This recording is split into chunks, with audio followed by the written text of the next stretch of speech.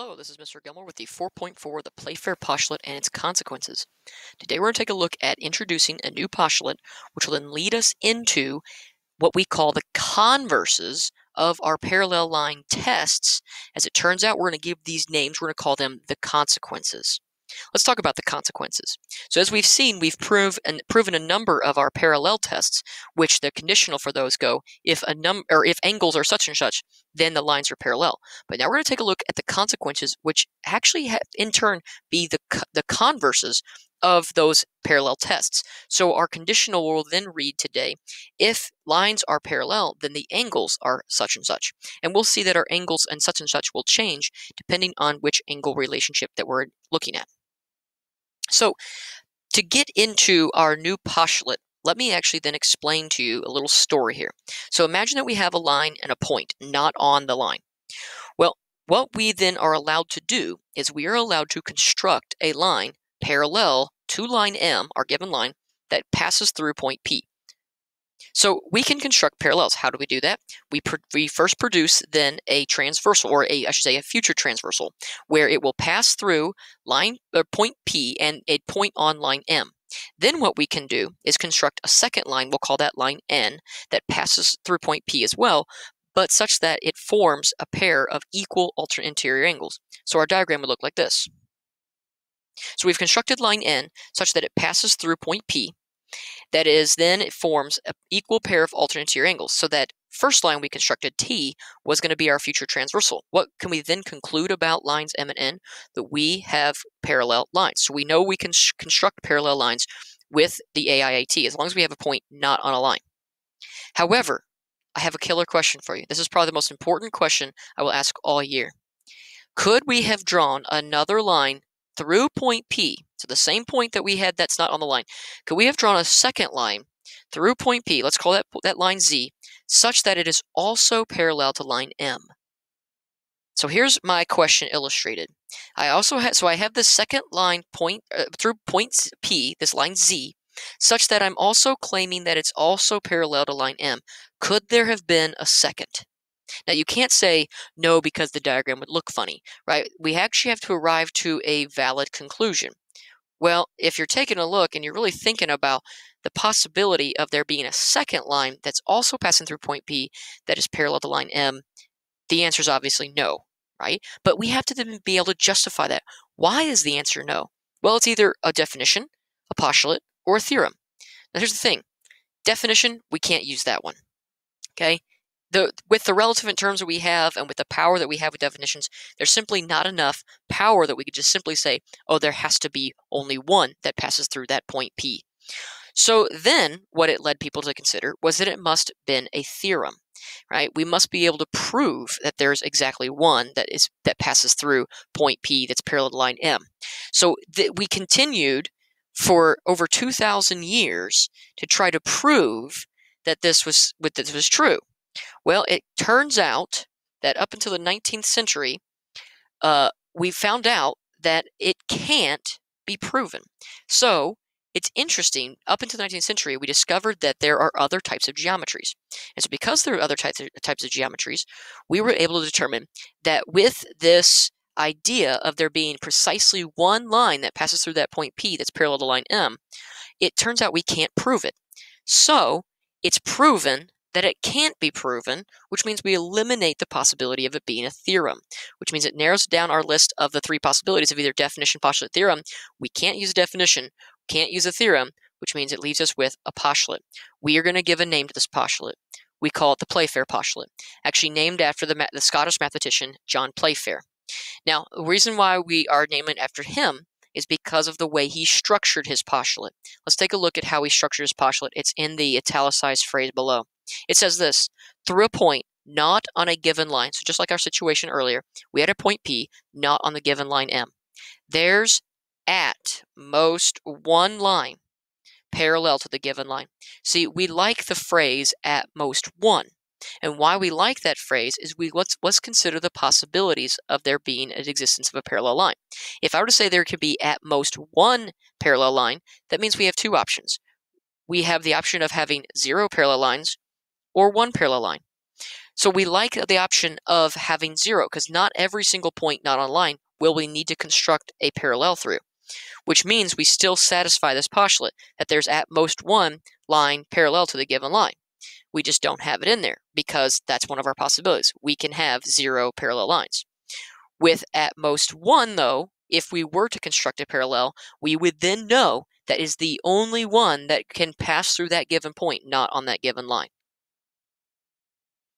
So what this leads us into then is proving one of our first and fundamental consequences, which remember are now the converses of the parallel tests. This is where we are going to be given the lines are parallel and we're going to cut them with a transversal. What will then unfold is that we'll see the angle relationships that will follow. So our conditionals are going to look something like this. If parallel lines are cut by a transversal, then the angles are such and such. So our first consequence we're looking at is the alternate interior angles consequence, or to us, the AIAC. It reads this: if a pair of parallel lines are cut by a transversal, then the alternate interior angles are equal. So this is what our setup would look like. We have T cutting through our parallel lines M and N, and we have angle 1 and angle 2 labeled such that they are a pair of alternate interior, and we're going to prove that angle 1 and angle 2 are equal to each other. Okay, that's our conclusion.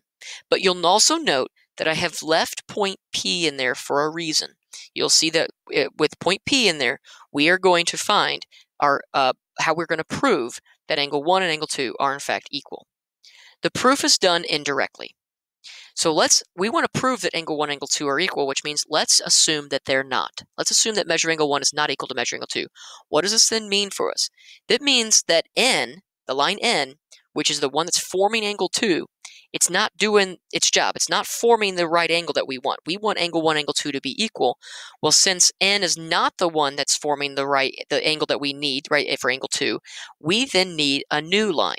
So let's then construct line Z such that there is an angle that is equal to angle 1. Let's call that angle 3. So line Z also passes through point P. Notice that T is then the transversal for M and Z, and we can then produce the angle 3 such that it is equal to angle 1. Well, what does then this imply?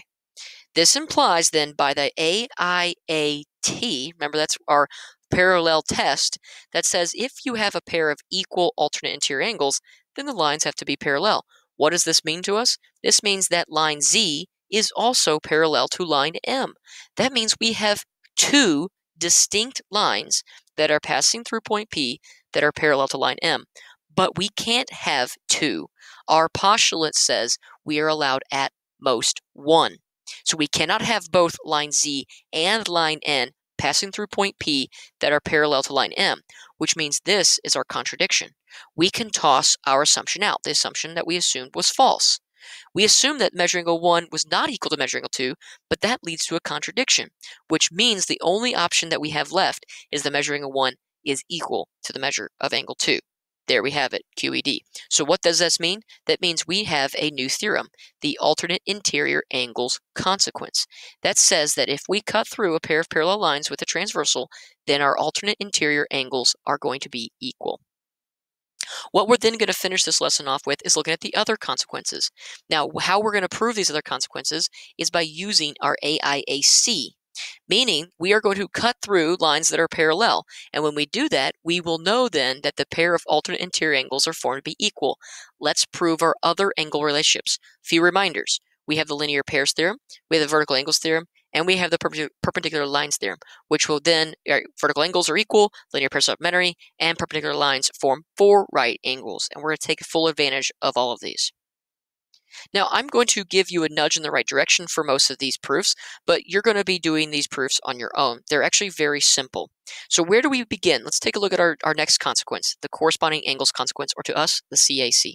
It says that when lines are parallel and are obviously cut by a transversal, the corresponding angles are equal. So in our diagram below, we are given that M and N are parallel, T is our transversal, and I've strategically labeled angle 1 and angle 2 such that they are corresponding angles. Let's prove that they are equal to each other. Well, what can we then do? Well, we already know that if we're cutting through a set of parallel lines that are equal, cutting through a set of lines that are parallel, then we know that the alternate interior angles are equal. So I'm going to place an angle 3 in my diagram. Note now, the proof of this is a breeze. You have a direct relationship between angle 2 and angle 3, and you also have a direct relationship between angle 1 and angle 3. Use those two relationships to build the bridge, then, between the equality of angle 1 and angle 2.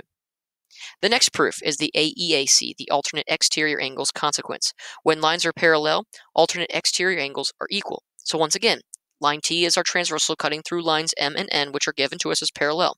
We have angle 1 and angle 2 as being our pair of alternate exterior. Let's prove that they are equal. In this case, we know immediately that when we cut through our set of parallel lines here, that our alternate interior angles that are formed are equal to each other. So then let's place two angles strategically, angle 3 and angle 4. I immediately know that angle 3 and angle 4 are equal. And note that angle 3 is related to angle 1, and angle 4 is also related to angle 2.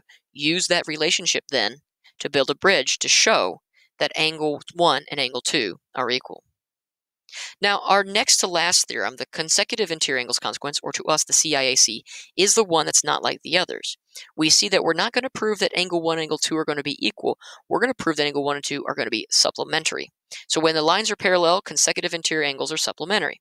Well, we're given again T cutting through our parallel lines M and N. Angles 1 and 2 are labeled as our consecutive interior. Let's prove that they add up to 180 degrees. We can strategically place a third angle in here such that it builds relationship between our two angles. Note that immediately we know that angle 2 and angle 3 are equal. And angle 1 and angle 3 are a linear pair, which means we know all linear pairs are supplementary. There's our magic word, supplementary. Use that as the bridge to show that angle 1 and angle 2 are also supplementary. In our very last consequence, this is a special case. In fact, this is not quite the converse of what we saw in our parallel test, but it's as close to the converse as we can get. We call this one the perpendicular lines consequence, or the PLC. This one says that if two lines are parallel and one is perpendicular to the transversal, then the other will have to be perpendicular to the transversal as well. So we're given line T is cutting through a pair of parallel lines. So we do know that M and N are parallel. We're also given that M, one of the lines in our parallel set, is perpendicular to T. Let's prove that N is also perpendicular to T. Now again, be strategic on where you place your angles. I would strategically place my angle 1 and my angle 2 here, and here's why. Those are a pair of alternate interior. If I cut through a set of parallel lines, I know that the alternate interior angles have got to be equal, which means whatever I know to be true about angle 1 is also true about angle 2. So what do I know about angle 1?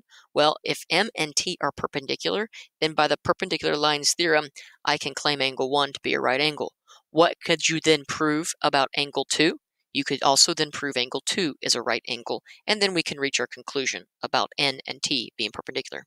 This concludes our 4.4 lesson on the parallel consequences, the Playfair postulate and its consequences. Please be sure to look at the 4.4 worksheet, and if you do have any questions, email me. With that, be good and do good.